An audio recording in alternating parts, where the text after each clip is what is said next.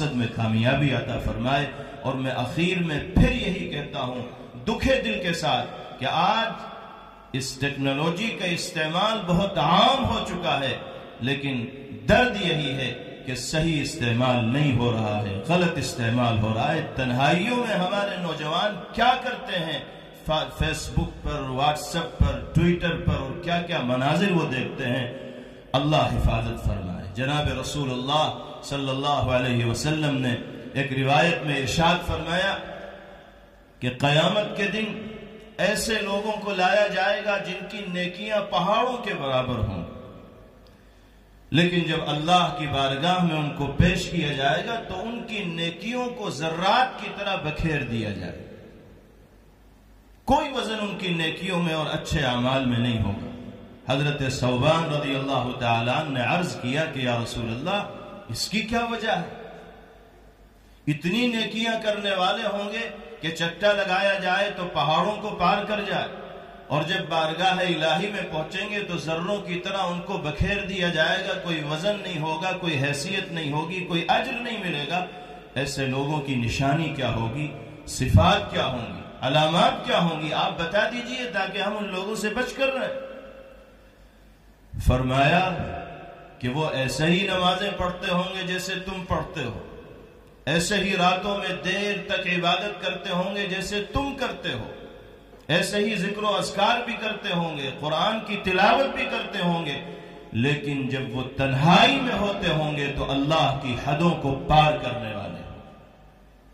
خوف خدا سے ان کا دل خالی ہوگا، اور جہاں وہ یہ سمجھتے ہوں گے کہ کوئی انسانی نگاہ میرا تعاقب اور پیچھا نہیں کر رہی ہے، وہاں وہ بے غیرتی اور بے شرمی اور بے حیائی کی تمام حدوں کو پار کر جاتے ہوں گے۔ اللہ کے رسول صلی اللہ علیہ وسلم فرماتے ہیں کہ یہ وہ لوگ ہیں کہ جن کی اچھائیوں کا کوئی وزن اللہ کی بارگاہ میں نہیں ہو۔ آج ہم جیسے گنہگاروں کی صورتحال یہی ہے کہ ہم 10 آدمیوں کے بیچ میں اگر ہوتے ہیں تو غلط کام کرتے ہوئے ڈرتے ہیں کہ جھوٹ بولیں گے، گالی دیں گے، گندی چیزوں میں ملوث ہوں گے تو لوگ طعنہ دیں گے کہ میاں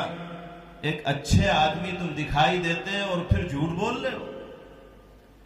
شکل و صورت تو تمہاری ایسی لگتی نہیں جیسی زبان تمہاری چل رہی۔ انسانوں کے طعنے سے بچنے کے لیے انسان اپنے آپ کو غلطیوں سے بچانے کی کوشش کرتا ہے، لیکن یہی انسان جب بند کمرے کے اندر ہوتا ہے، جہاں اسے یہ محسوس ہوتا ہے کہ کوئی مجھے دیکھنے والا نہیں، وہ ہوتا ہے اور اس کے ہاتھ میں موبائل ہوتا ہے، اس کی نگاہیں موبائل کی اسکرین پر جمی ہوئی ہوتی ہیں، موبائل میں انٹرنیٹ کا وہ استعمال کرتا رہتا ہے، کہاں کہاں وہ جاتا ہے، کن کن گندگیوں پر اس کی نگاہ پڑتی ہے، تفصیل میں جانے کی ضرورت نہیں۔ اللہ کے حدود کو وہ پار کرنے والا ہے تنہائیوں میں۔ جناب رسول اللہ صلی اللہ علیہ وسلم نے یہ سخت وعید ایسے لوگوں کے لیے بیان فرمائیے، اگر یہی صورتحال ہماری رہی تو دنیا میں چاہے کچھ کر کے جائیں، ساری نیکیوں کے اوپر اللہ کی بارگاہ میں پانی پھر جائے۔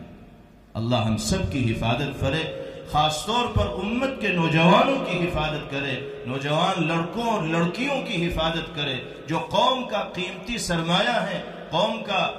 مستقبل ان کے کاندھوں کے اوپر ہے، قوم کی آنے والے زمانے میں کامیابی کا دار و مدار اللہ نے ان کے کاندھوں کے اوپر رکھا ہے، ان کو قیادت کرنی ہے، راہ دکھانی ہے۔ اگر وہ اپنے آپ کو صحیح راستے پر نہیں لائیں گے تو پھر وہ آنے والے دنوں میں ایک قوم کو صحیح راستے کی طرف لے جانے والے نہیں بن پائیں گے۔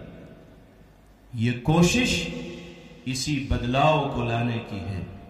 یہ کوشش معاشرے میں اسی انقلاب اور تبدیلی کو پیدا کرنے کی ہے۔ اللہ رب العزت والجلال اس کوشش کو بارآور فرمائے، نتیجہ خیز فرمائے، اور سماج میں پنپنے والی ان برائیوں کو اللہ رب العزت والجلال جڑ سے ختم فرمائے، ایک صالح، پاکیزہ، نورانی، ایمانی اور روحانی معاشرے میں اللہ ہم سب کو زندگی گزارنے والا بنائے۔ وآخر دعوانا